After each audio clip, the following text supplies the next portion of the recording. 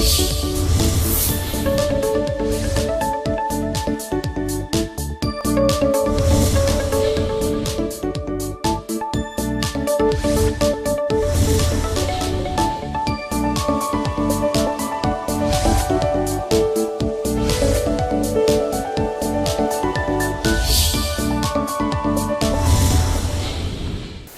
World Health Organization predicts that the global community will see more than 35 million new cancer cases by 2050, a 77% increase from the estimated 20 million cases in 2022. The data comes from a report the organization's cancer agency, the International Agency for Research on Cancer, released in view of this year's World Cancer Day. In a survey looking at 15 countries, the WHO also found a majority of nations don't spend enough on cancer care and treatment. That's our focus on this week's episode of Health Options. Thanks for joining us on the program. I am Rabi Abdullah.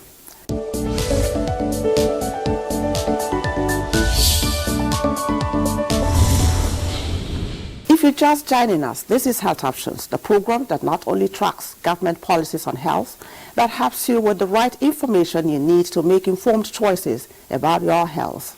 Our focus is on repositioning cancer as national health priority. To take us through the topic is Ronsi Chidebe.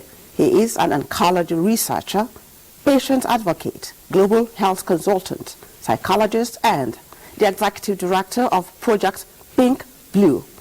We're delighted to have you on Health Options, Ronsi. Thank you very much for having me. Cancer. You know, there are 100,000 ailments, but cancer, for reason that even I can never understand, it's one disease that I've heard people say, and even I believe you wouldn't want to wish on your worst enemy. Absolutely. Why is this seen in that light? So I think it's really important to understand that cancer, it's really seen as a death sentence, especially in this part of the world, in our country, in Africa, because of the death rate. But I think many other countries have really gone beyond that part where people, when they hear the word cancer, they are no longer that scared, see. So that's really why when the word cancer just is mentioned around anyone, people get scared. People are really, afraid because they have lost people that they love so much. And the painful part of it, or even the most pathetic part of it, is that they lost these people when they needed them most. Imagine losing grandmothers, imagine losing people at 50, at a very older age, when they are more relevant to the society, they are more providing mentorship. They are beginning to take up very powerful positions in our life. Okay, you mentioned earlier on why the perception in other climes, differ from what obtains in this part of the world. And that connotes that there are firms that are not in the same light with what obtains in those climes. I would like you to maybe just touch on some of those factors. Yeah, so there are so many issues that you really have to consider when you're trying to do that kind of comparison. Number one is cancer prevention. In many countries, let me be more specific. If you talk about countries like the UK, countries like Singapore, countries like the US and all the rest of them, and Germany and all the rest, these countries have really developed what they call cancer pre-screening programs. These are prevention programs that endeavor that once women get at a specific age, they are mandated to go for screening, breast screening, cervical cancer screening. Once children get to a specific age, they are already mandated to get the HPV vaccine, right? But in some part of the world, like in Africa, in Nigeria, we haven't gotten to that level. So for that reason, you realize that those cancers that can be preventable, for instance, cancer like cervical cancer, or even liver cell cancer that could be preventable through hepatitis screening, are not able to be prevented in our own country and in many parts of Africa. Similarly, when you talk about access to treatment, in many parts of the world, in most Western countries, they have a lot of new technologies, new ways of treating cancer. They have some new and the best accelerator radiotherapy machines that target cancer and really, deal with that at a very spot on. They even have targeted therapies that target those specific cells that were impacted by cancer. Even in other areas like clinical trial, I can tell you for sure that over 80% of cancer medications that is being used in Nigeria currently were not really field tested with Nigerians or even field tested with Africans. This is because we don't have clinical trial capacity that really could carry out this kind of research. NAFDAC has begun to really expand the clinical trial capacity and facility. But it's a lot more need to be done, because when we begin to do that, we will now be sure that these medications that our people are taking when they have cancer really have been field tested with them to know if this is more efficacious, to check the efficacy of this medication compared to if these medications were only field tested with people of Caucasian or probably other Africans from other part of the world. So these are just the huge difference why survivorship at greater point really differs from countries like in Nigeria and even Africa compared to these Western countries. Okay, listening to you, made me to deduct something from the point you've made, and that has to do with the issue of clinical trials. And I'm looking at our peculiarity. This is Africa, right? And you've mentioned the Caucasians and all of that. Well, have we really looked inward to see how we could, take our destiny into our hands and help our people, in view of the fact that, if you ask me, we're not short of the expertise. We have, and if you ask me, I would say we have the resources. It's a matter of political will and priority, isn't it? So what synergy would you like to see amongst the orthodox and the traditional in this part of the world? So one thing I will tell you is that the National Pharmaceutical Research and Development Institute, or Council, have a great role to play. Okay, I'm sure you are referring to NIPRID, National Institute for Pharmaceutical Research and Development. Yes. I thank you very much for that correction. So they have a great role to play in this. I will tell you that one of the biggest challenge we have in many MDAs is that sometimes some of the MDAs don't talk with each other, and this is a very crucial issue. There's a need to begin to really understand the intersection between NIPRID, National Institute for Medical Research, based in Lagos, the National Institute for Cancer Research and Treatment, and there's one you haven't mentioned. It's also based in Lagos, the Nigerian Natural Medicine Development Agency. Exactly. So imagine a very strong signage, and I can tell you, I think it was last year in the national budget, I saw a budget that was put in to interrogate and investigate the orthodox medicines and looking at the traditional medicines that could be, if there is any chance of applying these traditional medicines to many areas of care, including cancer and all the rest. But I will tell you that the biggest challenge is being able to get the trado to trust the orthodox, and also getting the orthodox to trust the trado. Vice versa, right? The reality is that science is a trust. Science is not something that you do in a vacuum. Science is something that is a trust upon you, that you're really doing whatever you're doing, knowing that this research or this study that you are carrying out, it either will save life or it will either mar life.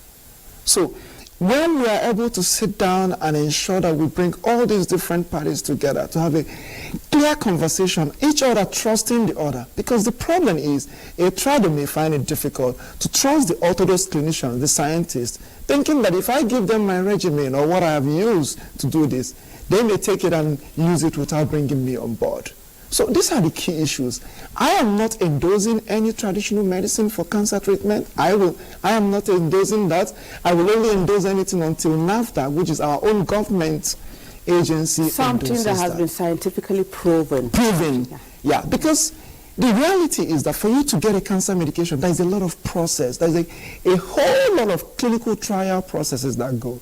Sometimes also have to go through the phase 1 trial, phase 2 trial, before you can even start talking about even getting it certified by NAFDAC or even certified by other agencies that are involved. Okay, so while that will linger, let's look at the issue of prevention now. Yeah. It's always easier to prevent, isn't it? Yeah, absolutely. So, yeah. and you coming from the Pink Blue Initiative project, yes. Now that connotes that we'll be talking about the female-related cancers and male-related ones, yes? Right? Yes. So let's talk about prevention, taking a look at this types of cancers. Okay, so the reality today is that over 124,000 Nigerians are diagnosed of cancer every year, and almost about 72 of them really die of this cancer every year. That's to tell you that almost 80% of people who are diagnosed of cancer in this country die.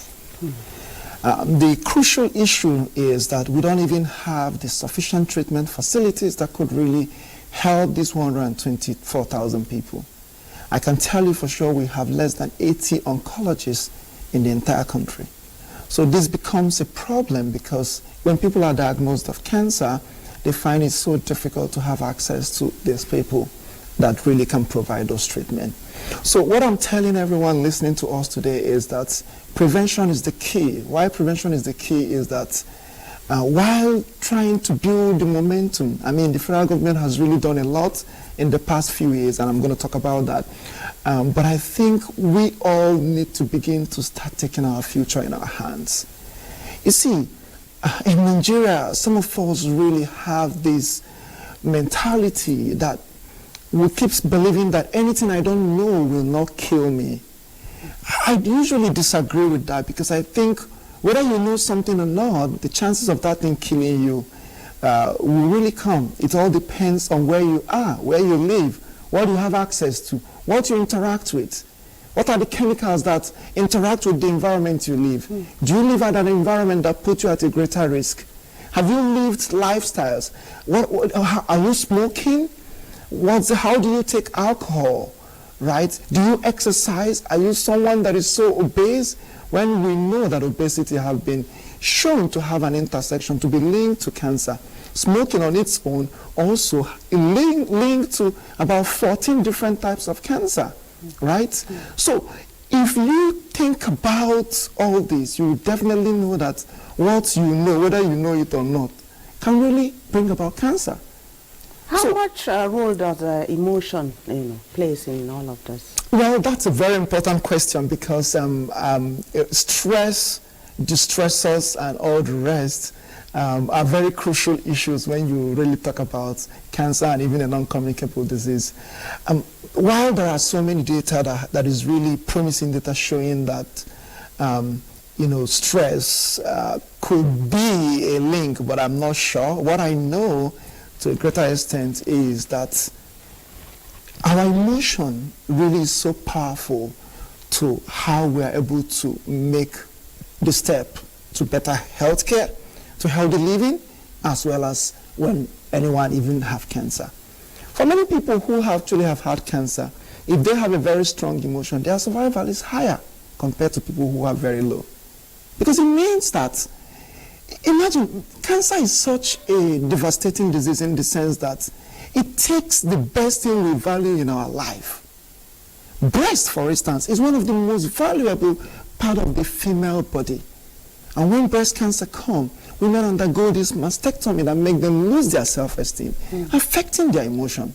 Similarly with prostate cancer, you see when it comes, it affects the sexual health of the men, which is also scary, right? So these are all core crucial issues that are connected to the mental health of the person affected by cancer, or even the general public who are already hearing information about cancer. But what is more important, I think, is what we are doing today through NTA, through the program Health Option, to educate our people to begin to take action, very simple action, very simple healthy lifestyle that could really make them reduce the risk of cancer. I'll tell you, some of the problems we're having in the country right now is that many Nigerians want to be more Europeans than the Europeans, or even want to be more American than the Americans. You see us eating all these processed food, junks, and all the rest of them. So in view of the topic, it's about repositioning cancer as a national health priority. Yeah. What should be the role of all and sundry? Okay, so I will tell you one, evidence-based approach that have worked in many sectors in many countries of the world.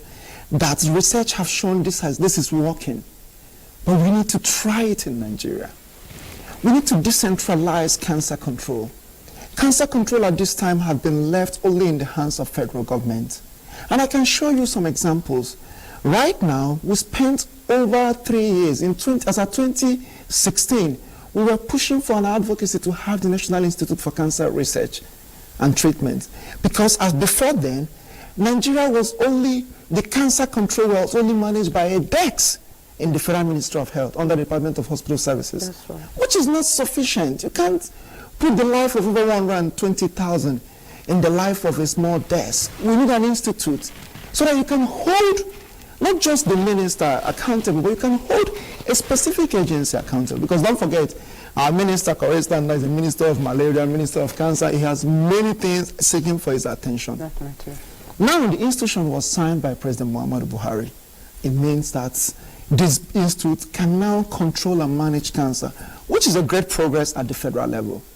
There's also another program known as the Cancer Health Fund, which is helping to provide funding to indigent cancer patients. Over 1 billion naira have been voted into this project, and many patients have actually received care through this program, right? Yeah. Although many people also have their reservation about how effective and how we need to make this program better. But the good thing is that at least the progress.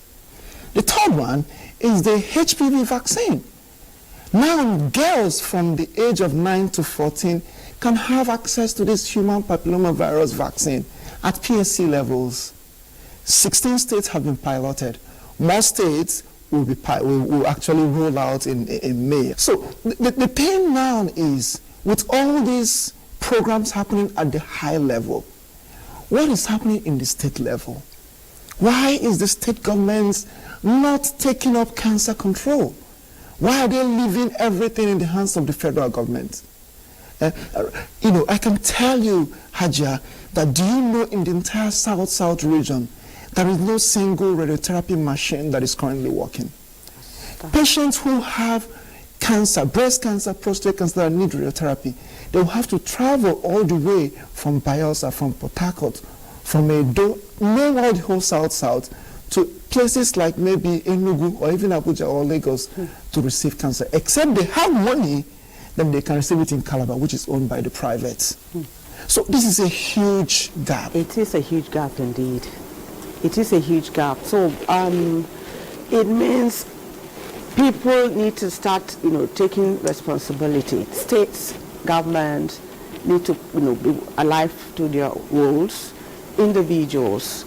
Maybe we should just still harp on this, because if as an individual I have my role to play, the state government have theirs to play.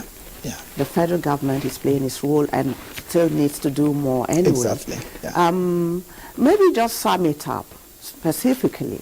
Those gaps that really shouldn't be, we've decided if we have to start looking at, better health outcomes for the populace, especially where cancer care is concerned. Yeah.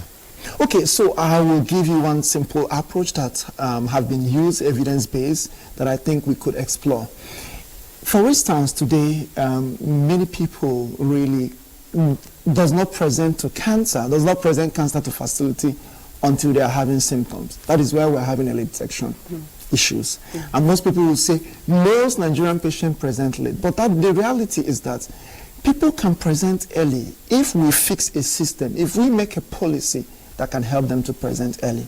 One of those simple policies that we could make is, imagine making it mandatory that once every woman arrives the hospital for antenatal, that woman is mandated to do 2 screenings, breast cancer screening and cervical cancer screening. Once you're able to do that, believe me, we could reduce late detection by 50%. We did it in HIV and it worked. During HIV, once you come into the hospital and you want to, any care you actually want to receive, automatically include HIV into it, So these are just some very simple. For instance, right now, we're also having this problem of many pharmaceutical companies are leaving Nigeria because of a number of issues. And that's why we're hosting a meeting tomorrow at, Transcorp Hilton to really sort of, advocate and, pull both ministers. We had about 2 ministers that are actually coming at Transcorp Hilton by 12 to really educate and see, and the high policymakers to really think and see what can we do. How can we start producing our own vaccines? How can we start producing our own, get patent to start producing a lot of our medications in a way that even if pharmaceutical companies are leaving, or even the ones that need to leave, we can find a way to harmonize and build a more sustainable system that could really help cancer control and even other health issues. Okay, you've said it all, Ronsi, just give us your pattern short as we round up. Thank you very much. I just wanted to say that, cancer is not a death sentence. Like, people can survive cancer. All you need to do is please speak to your healthcare providers. If you've had someone that have had cancer before, just know that you are at higher risk of having it. You need to take good care of yourself, have a healthy lifestyle, limit alcohol, smoking, zero that off, because we strongly believe that we can all have a healthy lifestyle and we can all prevent cancer. I have not heard you mention exercise in all of this. And you had a walk just yesterday. Yes. So, the role of exercise? Yeah, the role of exercise is really massive, because the truth is that unexercised body, cancer actually survives more in an unexercised body. So the more we exercise, we're able to really, burn some calories and really keep our system really safe. Don't forget, over 100 parts of the human body can be impacted by cancer. So for that reason, the more we're doing what we can to prevent cancer, the better for us all. Okay, thank you so much, Ron Chidebe, for joining us on Health Options. It's been quite delightful talking to you. Thank you so much for having me. All right. Let's take some messages now. The program continues after. Do stay.